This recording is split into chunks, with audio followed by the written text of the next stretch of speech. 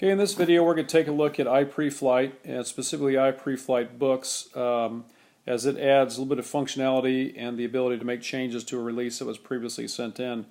Before we open the app, or right after we open the app, first thing we need to take a look at is the Downloads tab to make sure we have all the current up-to-date airfield, aircraft performance and weight and balance information set up. So we were trained, and you can still use the W&B RWA tab to run your weight and balance, or you could also use the iPreFlight books.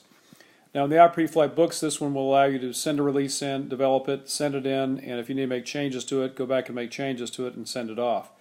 So what we'll do in this video is we'll go through, walking through creating an iPreFlight book and kind of show what it's all about. In this example, we're going to take a Learjet and we're going to fly from Buffalo, New York to Salt Lake City. And so as we're creating this book, we've got to put the departure and arrival airports in. And I'm going to go to Salt Lake City.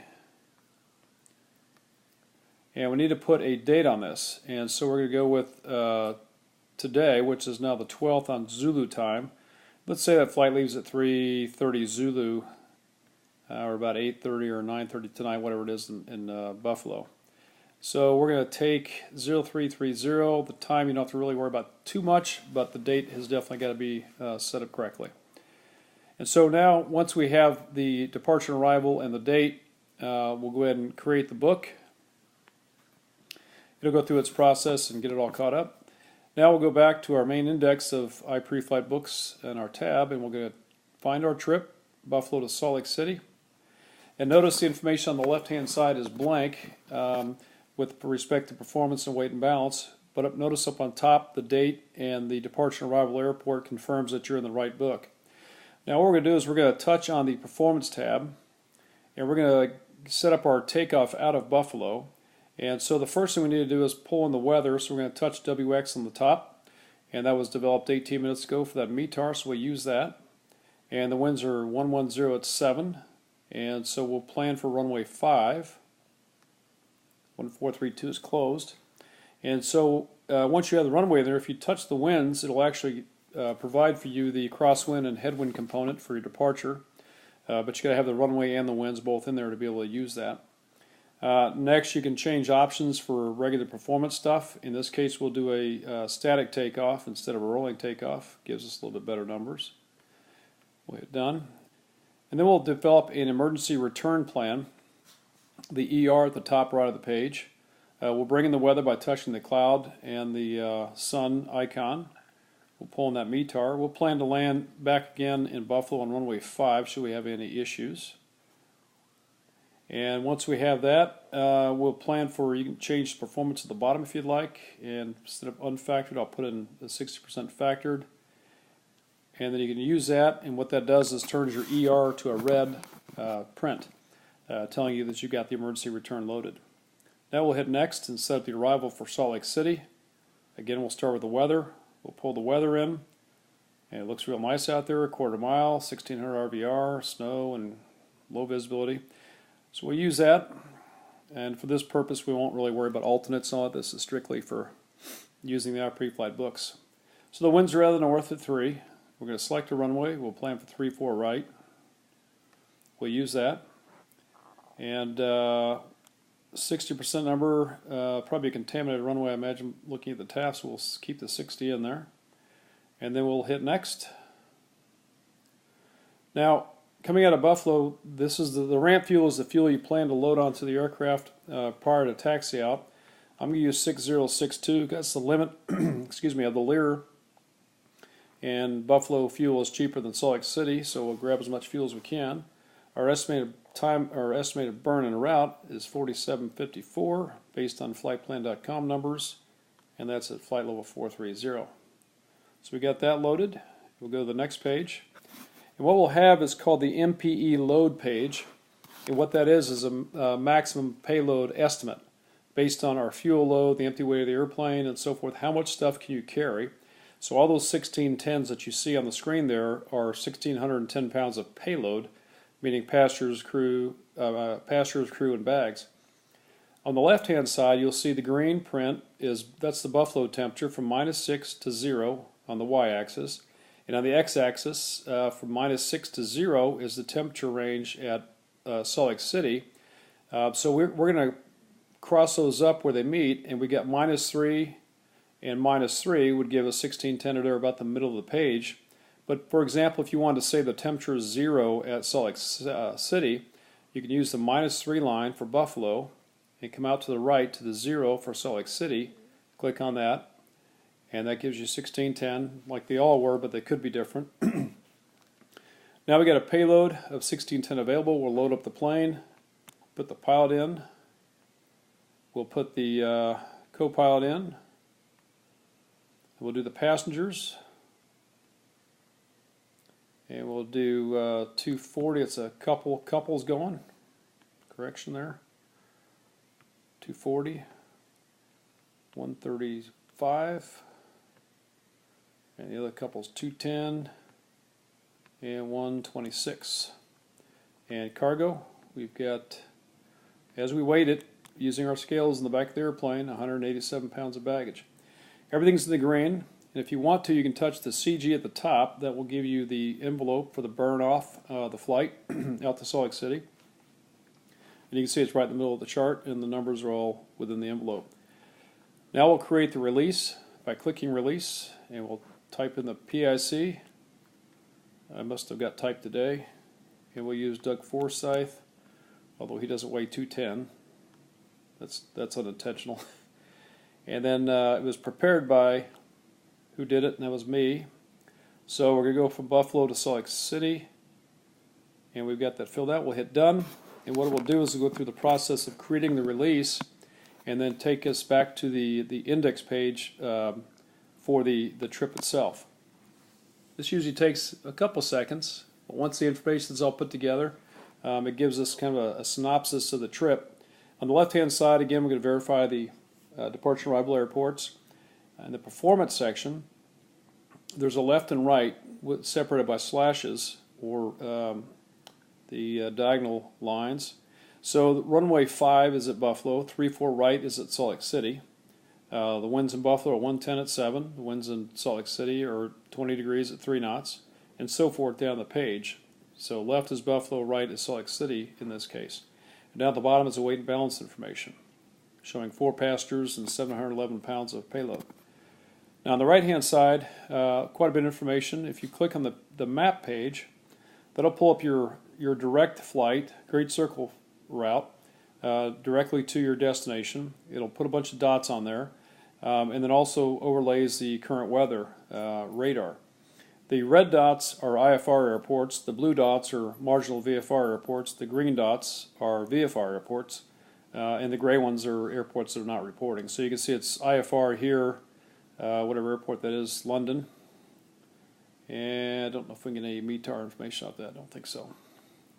But you could actually touch any of these airports, like Muskegon, and get your information, get the runway lengths, and you get the current METAR, you can get the TAF, and any PIREPs that are available in the area. For example, in this case, clear ice, and so forth. And so you can look at your route along the way and see that the weather actually increases or gets better as you get out toward the high plains, and then goes downhill again once you get to Salt Lake City.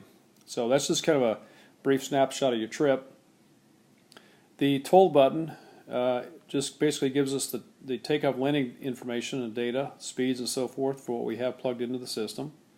The weight and balance page gives us just that single page weight and balance.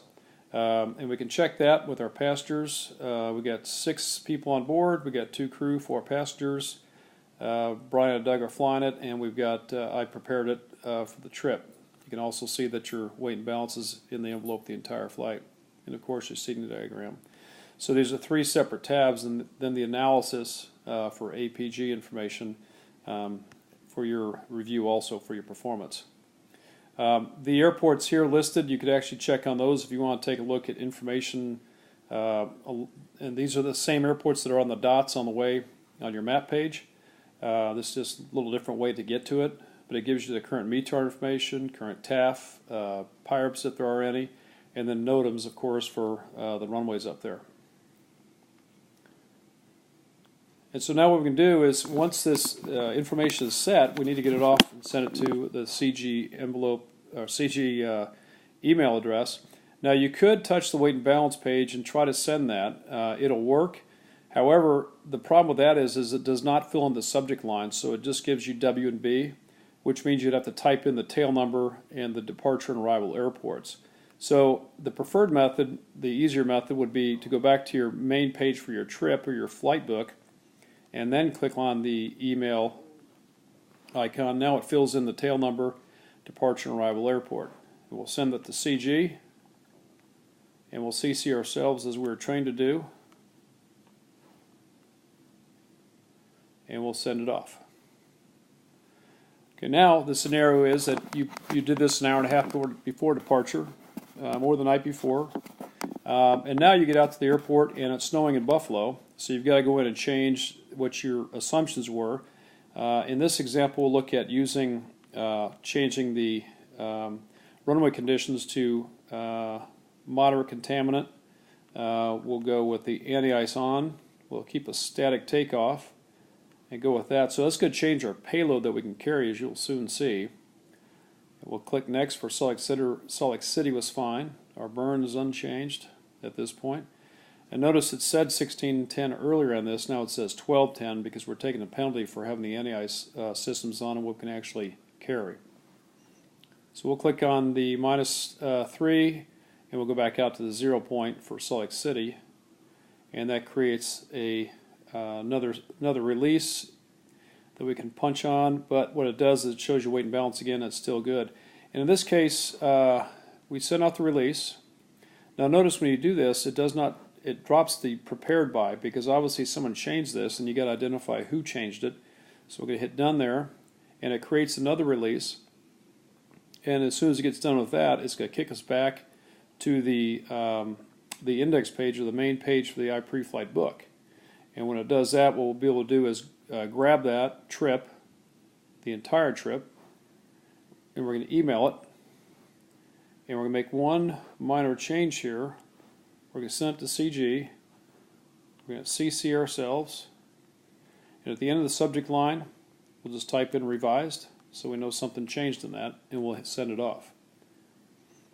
Okay, now another scenario that now develops is passengers start showing up for the flight, and there's only 2 of them. Somebody didn't show up. One couple decides not to go on the trip because it said the weather's crummy in Salt Lake, whatever.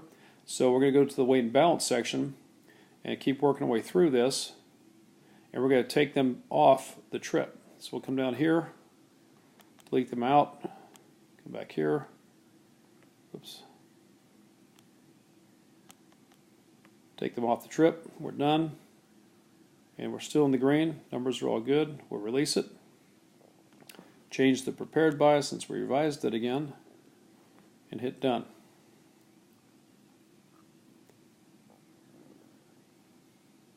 And once it gets done doing this again, creating the release, we'll go back to the main page of the trip itself again.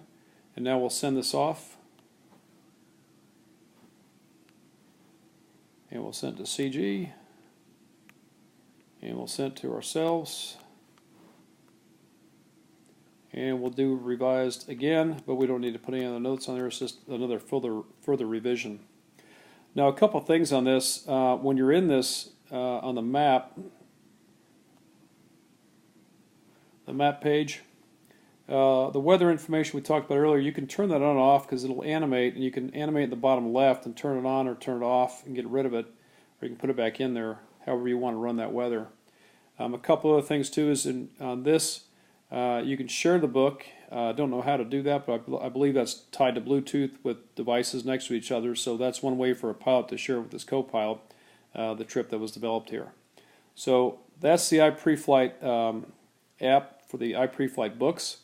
Both systems are okay to use, but for every flight, make sure you do a weight and balance and send it off to CG, and of course CC yourself on that email.